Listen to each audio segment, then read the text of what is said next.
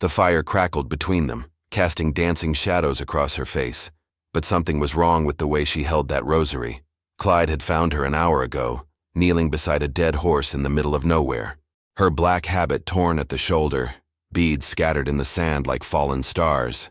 She claimed to be Sister Rosalie Dean from the mission at San Miguel, but no mission sent their nuns traveling alone through Apache territory at night. She thanked him for the rescue with words that sounded rehearsed, yet her eyes held secrets that made his skin crawl with something between fear and fascination. When he asked how she survived 3 days without water, she simply smiled and said, "God provides." But her lips weren't cracked, her skin wasn't sunburned, and her hands were too soft for someone who'd been clawing through desert sand.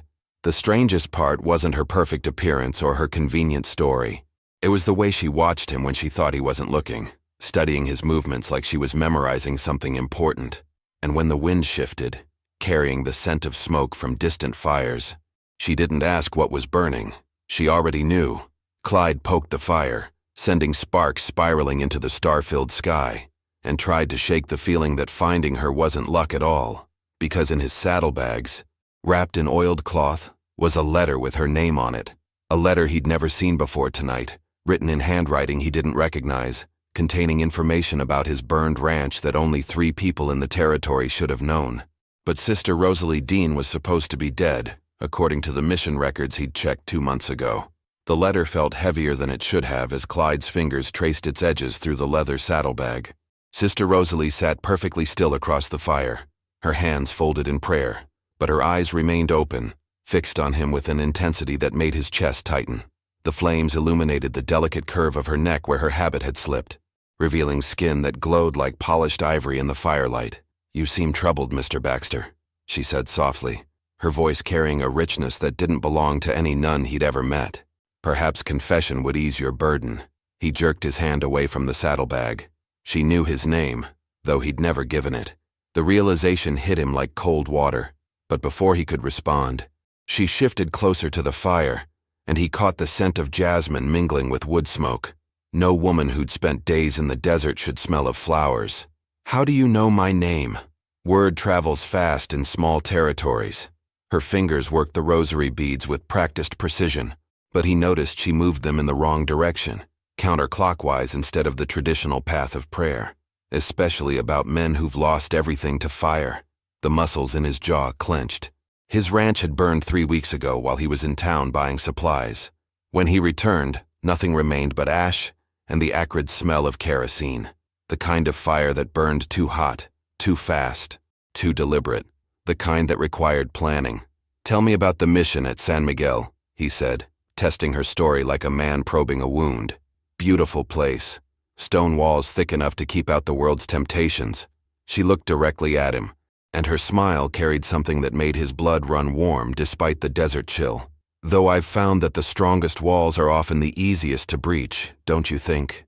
The way she spoke about temptation made him think of things that had nothing to do with prayer. Her lips formed each word with deliberate care, and when she moistened them with the tip of her tongue, he found himself leaning forward without realizing it. "What brought you to the desert, sister?" "The same thing that brought you, I suspect. The search for truth." She stood gracefully, moving around the fire toward him, her habit whispering against the sand, "Though sometimes we find more than we bargained for." When she knelt beside him, close enough that he could feel the warmth radiating from her body, she reached into her habit and withdrew something that made his heart stop. A piece of charred wood from his ranch, carved with his father's initials. "Tell me, Clyde," she whispered, her breath warm against his ear, "do you believe in divine justice?" The charred wood fell from Clyde's trembling fingers into the sand. His father had carved those initials the day they'd bought the land, promising it would stay in the Baxter family forever. Now it existed only as evidence in the hands of a woman who claimed to serve God but moved like sin itself. "Where did you get this?" His voice came out rough, dangerous. Sister Rosalie remained kneeling beside him, so close he could see golden flecks in her dark eyes that seemed to dance with their own light. "Does it matter? What matters is that someone wanted you to have it." Her fingers brushed his wrist as she spoke, and the contact sent heat shooting up his arm. "Someone who knows exactly what you've lost. You're no nun." The words escaped before he could stop them, carrying 3 weeks of rage and confusion. Nuns don't travel alone through Apache country. They don't survive in the desert without water. And they sure as hell don't carry evidence from burned ranches. Instead of denying it, she smiled, and the expression transformed her face from beautiful to absolutely dangerous. What gave me away?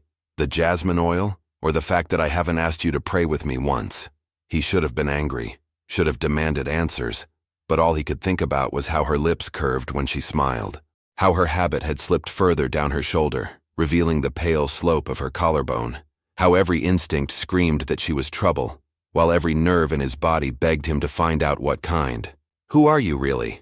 Someone who's been looking for you, Clyde Baxter. Someone who knows that 3 men burned your ranch while you were buying supplies that coincidentally took twice as long to load as usual. She traced patterns in the sand between them, her movements hypnotic in the firelight. Someone who knows you've been asking questions in every saloon from here to Tucson, looking for those men. The truth hit him like a physical blow. You know who burned my ranch. I know many things. She leaned closer, and he caught another wave of that intoxicating jasmine scent. I know Thomas Kellerman paid your supplier to delay you that day. I know Marcus Wade provided the kerosene. And I know Samuel Cross lit the match that destroyed everything your father built. 3 names he'd been hunting for weeks, delivered by a woman dressed as a nun in the middle of the desert. It was too convenient, too perfect. But the way she spoke them, with quiet certainty and something that looked like sympathy, made him believe every word. Why tell me this? Her hand moved to rest against his chest, directly over his heart, and he felt the world shift beneath him.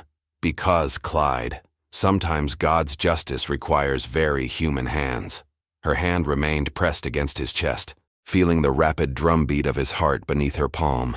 The heat of her touch seemed to burn through his shirt, branding him with a need that had nothing to do with vengeance, and everything to do with the way she looked at him like she could see straight into his soul. Justice, he repeated, his voice barely above a whisper. What kind of justice? The kind that balances scales. She withdrew her hand slowly, deliberately, letting her fingers trail down his chest before pulling away completely. Thomas Kellerman owns half the banks in the territory. Marcus Wade supplies water to every ranch within 50 miles. Samuel Cross controls the telegraph lines. She stood and began pacing around the fire, her movements fluid and predatory. Separately, they're successful men with spotless reputations. Together, they've been systematically destroying small ranchers for 2 years, buying the land for pennies after convenient accidents. The pieces clicked together in his mind like chambers in a revolver. My father's ranch wasn't the first, the 7th. She stopped directly across from him, fire dancing between them. But it will be the last, if you're willing to help me stop them. Help you? He stood, closing some of the distance between them. Lady, I don't even know your real name. For all I know, you're working with them. The laugh that escaped her lips was rich and dangerous. If I were working with them, Clyde, you'd already be dead. They ordered your elimination 3 days ago. She reached into her habit again and pulled out a folded paper. $50 for the man who brings them proof of your death. The bounty poster bore his name and a rough sketch of his face. Someone had drawn an X across his forehead in red ink. His hands clenched into fists as the reality sank in. He wasn't just hunting them anymore. They were hunting him. My real name is Rose Delacroix. I was engaged to marry Samuel Cross 2 months ago. Her voice carried pain now, real and raw, until I discovered what he and his partners were doing. Until I learned that my father's death wasn't an accident. The firelight played across her features as she continued. They thought killing him would convince me to marry Samuel quickly, secure his position in New Orleans society. They didn't expect me to investigate. She touched the false habit she wore. They certainly didn't expect me to disappear from my own engagement party and track them across 3 states. So you're not seeking divine justice. You want revenge. I want both. She moved closer again, and this time when she looked at him, he saw something that made his breath catch. Vulnerability hidden beneath all that dangerous beauty. But I can't do it alone. They're too powerful, too connected. The smart thing would be to ride away, leave her to her schemes and find his own path to vengeance. But when she reached up and traced the line of his jaw with one finger, all thoughts of safety fled his mind. What exactly are you asking me to do? Help me destroy them completely. Their reputations, their businesses, their lives. Her thumb brushed across his lower lip, and he fought the urge to capture her hand with his mouth. starting with the man who lit the match that burned your father's dream. Before he could respond, the sound of approaching horses echoed across the desert, and Rose's expression changed from seductive to deadly in an instant. Rose moved with startling speed, kicking sand over the fire until only glowing embers remained. "Get your rifle," she whispered. Her voice transformed from seductive to commanding. "3 riders, maybe 4. They've been tracking us since sunset." Clyde grabbed his Winchester from beside his saddle, the metal cold against his palms. "How do you know they're tracking us?" "Because I've been expecting them." She reached beneath her habit and withdrew a derringer, its pearl handle gleaming in the starlight. "Samuel doesn't like loose ends, and I'm the loosest end he's ever had." The hoofbeats grew louder, accompanied by low voices carrying on the night air. Clyde caught fragments of conversation, enough to know these weren't casual travelers. Someone mentioned his name. Someone else laughed about easy money. Rose pressed herself against his back, her breath warm against his ear. "When I give the signal, you take the one on the left. I'll handle the other 2. "You'll handle 2 men with that tiny gun?" Her lips brushed his earlobe as she spoke.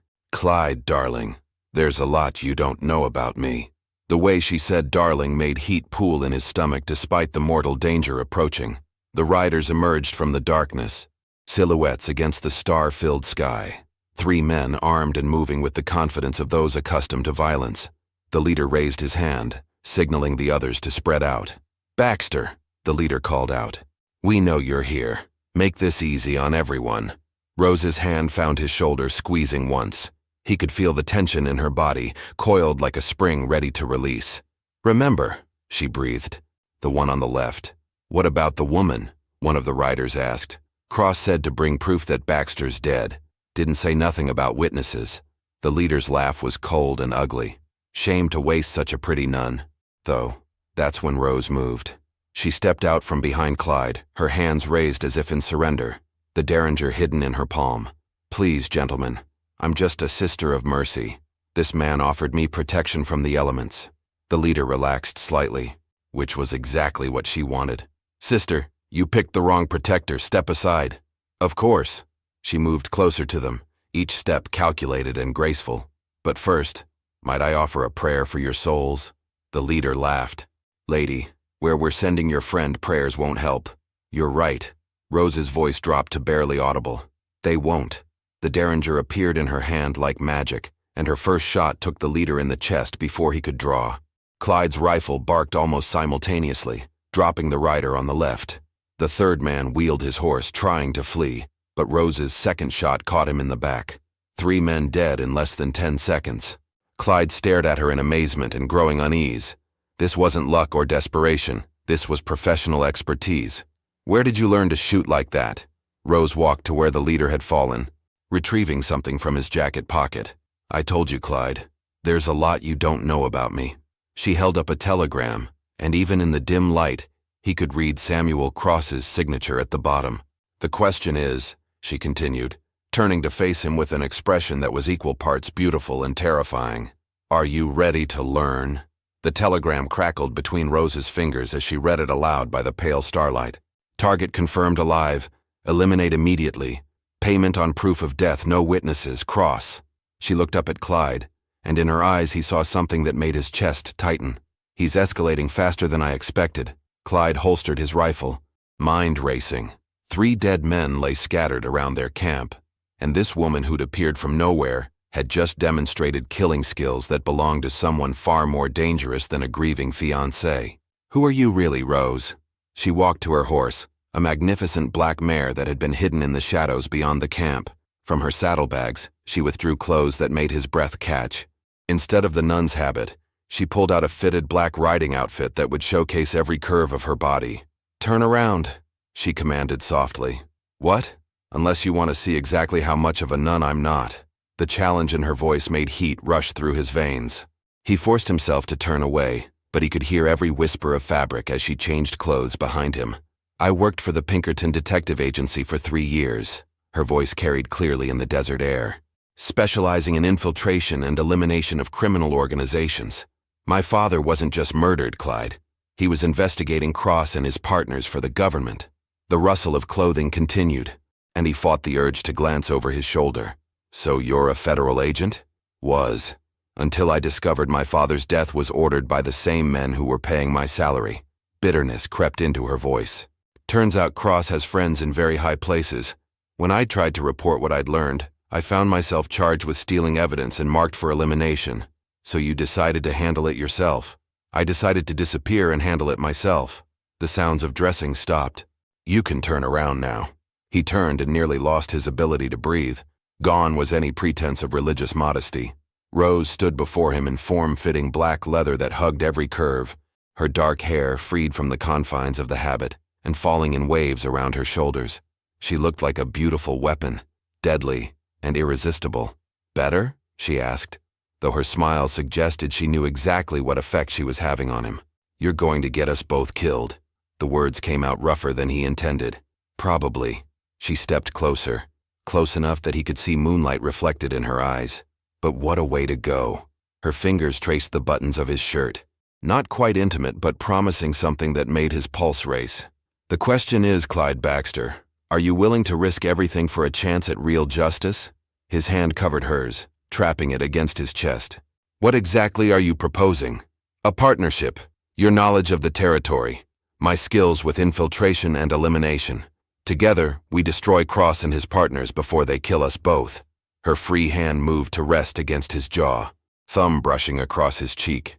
But I need to know you can handle working with someone like me. Someone like you? Her smile was pure sin. Someone who's very good at getting what she wants, using whatever methods necessary. She leaned closer, her lips almost touching his ear. Someone who's been thinking about kissing you since the moment you found me in the desert. Before he could respond, she pulled back just enough to meet his eyes, and he saw a vulnerability there that made his chest ache. But first I need to know, when I ask you that question later tonight, what will your answer be? What question? Rose's question hung between them like smoke from a dying fire, and Clyde found himself trapped by eyes that held secrets he wasn't sure he wanted to discover. The way she looked at him, like she was memorizing every detail of his face, made something wild and reckless stir in his chest. The question I've been wanting to ask since I saw you ride out of that dust cloud to find me. Her hands moved to his shoulders, fingers curling into the fabric of his shirt. But first, we need to discuss our immediate problem. She gestured toward the dead men.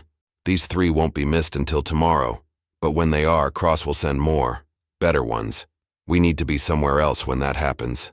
Clyde forced himself to focus on practical matters, though her proximity made thinking difficult. There's an abandoned mine about 10 miles south. Good defensive position, water source, multiple escape routes. Perfect. She moved away from him, and he immediately felt the loss of her warmth. We'll rest there tomorrow. Plan our approach. She began dragging the first body toward a natural depression in the rocks. Help me hide these, then we ride. Working together to conceal evidence of their deadly encounter created an intimacy he hadn't expected. Their hands brushed as they moved rocks, their bodies pressed close as they maneuvered the bodies into position. Every accidental touch sent heat through his system, and from the way Rose's breathing changed when he leaned across her, he wasn't the only one affected. There, she said, stepping back to survey their work. By the time anyone finds them, we'll be long gone. The desert stretched endlessly around them, silver painted by moonlight and filled with the kind of silence that made whispered words seem loud. Rose walked to where he stood beside their horses, and something in her expression made his mouth go dry. Before we ride into whatever's waiting for us, she said softly, I need to know something important. She stepped closer, close enough that he could feel heat radiating from her body. I need to understand what kind of man you really are. Her hands moved to rest against his chest, and he could feel his heart hammering beneath her palms. Because what we're about to do together will require absolute trust. The kind of trust that means knowing someone completely. Rose, his voice came out rough. I've shown you who I really am, she continued, her voice dropping to barely above a whisper. I've killed 3 men in front of you. I've admitted to being a trained assassin seeking revenge. I've told you I'm wanted by the same government I once served. Her hands moved up to frame his face, thumbs tracing the line of his jaw. And yet, you're still here. The moment stretched between them, charged with possibilities that could destroy them both. When she spoke again, her words carried the weight of everything unspoken. So tell me, Clyde Baxter, she breathed, her lips so close to his that he could feel her words against his mouth. Do you fear me or desire me? The question from the title hung in the desert air between them, and every instinct he possessed screamed conflicting answers. For a heartbeat that lasted an eternity, Clyde stared into Rose's eyes and saw his own reflection caught between starlight and shadow. Her question hung in the air like a challenge, like a promise, like the most dangerous thing he'd ever heard. Both, he said finally, his voice rough with honesty. I should fear you. Any sane man would ride away from a woman who kills like breathing and lies like poetry. His hands came up to cover hers where they rested against his face.